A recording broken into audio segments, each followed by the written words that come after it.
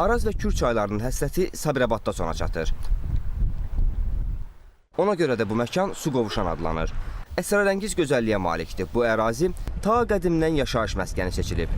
Həm də bir çox tarixi hadisələrin şahididir.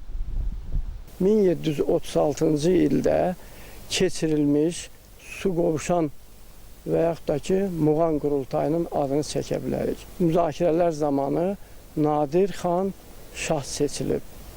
Eyni zamanda Nadir şahın 1747-ci ildə sui-qəsd nəticəsində öldürülməsindən sonra Kür çayının sol sahilində Məhəmməd Həsən xan Tala Cavad xanlığının əsasını qoyub. Su Qovuşan tarixən ticarət yolu üzərində olub. Şərq ölkələrinə gedən yol buradan keçib. İpək yolunun keçdiyi ərazilərdən də biri bax bu iki çayın qovuşduğu ərazi olub. Orta əsrlər dövründə bu ərazi iqtisadi cəhətdən ən inkişaf etmiş ərazilərimizdən biridir. Yan Streysin, Övliya Çələbinin xatirələrində qeyd olunur ki, bu ərazilərdə ipək parça, xalçalar toxunan manufaktura tipli fabriklər mövcud olub. Bu maraqlı təbiət mənzərəsinə Tuqay meşəsi qucaq açıb. Ona görə təmiz havası ilə də seçilir Su Qovuşan. Kür və Araz çaylarının qovuşduğu bu məkan həm də sıx meşə örtüyü ilə zəngindir. Burada müxtəlif ağac növlərinə rast gəlmək olur. Xüsusilə yulğun kolları üstünlüyü təşkil edir.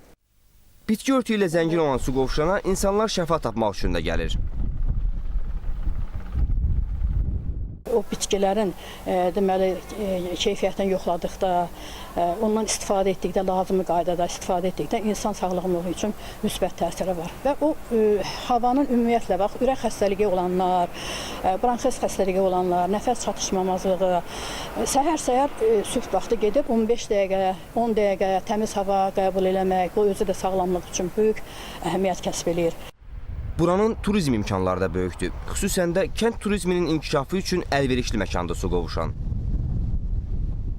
Orada gözəl, məsəl üçün, belə istirahət ocaqları, yerləri, məkanları düzəltmək olar, qayıqla gəzintilər düzəltmək olar, sonra balıq ovu təşkil eləmək olar, süfrə açmaq olar milli mətbəximizdən. Mən özüm şahidi olmuşam, turistlər ora gələndə həqiqətən də çox maraqla qarşılayıblar. Bura mistik bir yer kimi də tanınır. Niyyət tutub Su Qovuşana gələnlər arzusuna çatacağına inanırlar. Elə Böyük Dayaq filminin sonunda Qaraş və Mayanın barışdığı anda məhz Su Qovuşanın görüntüləri ilə canlanır. Elnur Ələkbərov, Mir Ələkbər Hüseynov, Natiq Çıraqzadə, ASTV Xəbər.